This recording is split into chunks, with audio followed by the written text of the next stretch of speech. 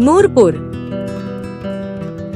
एक शांत घाटी में एक छोटा सा गांव था जिसका नाम नूरपुर था।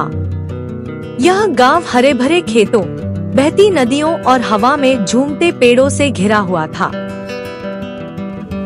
इस गांव में एक छोटी सी लड़की रहती थी जिसका नाम आयशा था। वह बहुत ही मासूम और जिज्ञासु थी। उसे प्रकृति से बहुत प्यार था। एक दिन जब वह जंगल के किनारे पहुंची तो उसे एक सफेद घायल पक्षी मिला। उसके पंख में चोट लगी थी, इसलिए वह उड़ नहीं पा रहा था। आयशा ने धीरे से उसे उठाया और अपने घर ले आई।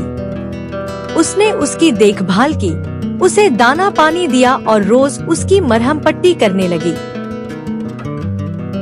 कुछ दिनों बाद वह पक्षी ठीक होने लगा, लेकिन उसके साथ कुछ अजीब होने लगा। जब भी वह अपने पंख फैलाता तो आसपास की हवा में हल्की सी चमक फैल जाती, जैसे कोई जादू हो। और उस दिन के बाद नूरपुर गांव हमेशा के लिए एक खूबसूरत जादुई जगह बन गया, बिल्कुल एक गिबली फिल्म की तरह। आयशा मुस्कुराई क्योंकि उसे समझ आ गया था कि सच्ची दया और प्यार ही सबसे बड़ा जादू है। नूरपुर की जादुई दुनिया।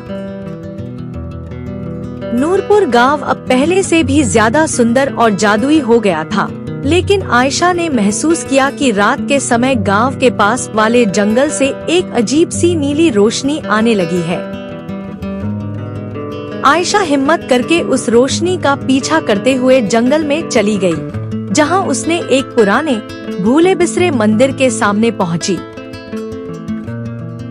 जैसे ही वह अंदर गई, उसने देखा कि मंदिर के बीचों बीच एक छोटा सा चमकता हुआ पत्थर रखा है, जो नीली रोशनी फैला रहा था।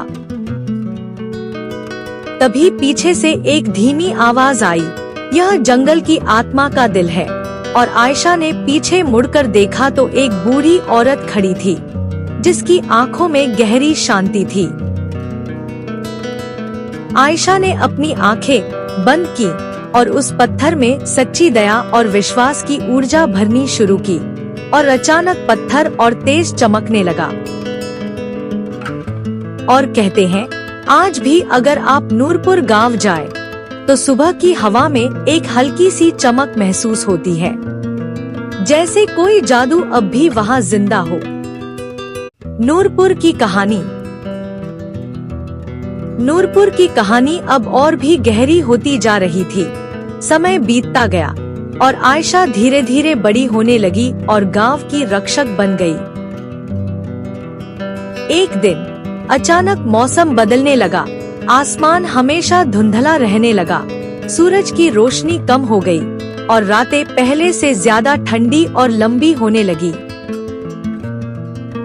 आयशा को एक जादुई सफेद पक्षी मिला, जिसने उसे बताया कि उसे नूरपुर से बाहर जाना होगा और दुनिया में रोशनी फैलानी होगी।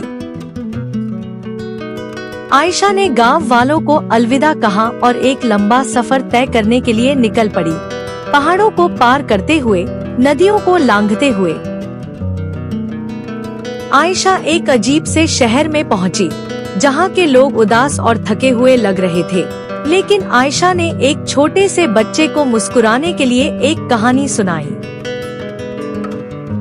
आयशा के हाथों से एक हल्की सुनहरी चमक निकलने लगी, जो पूरे शहर में फैलने लगी। लोग मुस्कुराने लगे और उनके दिलों में फिर से जीवन लौट आया।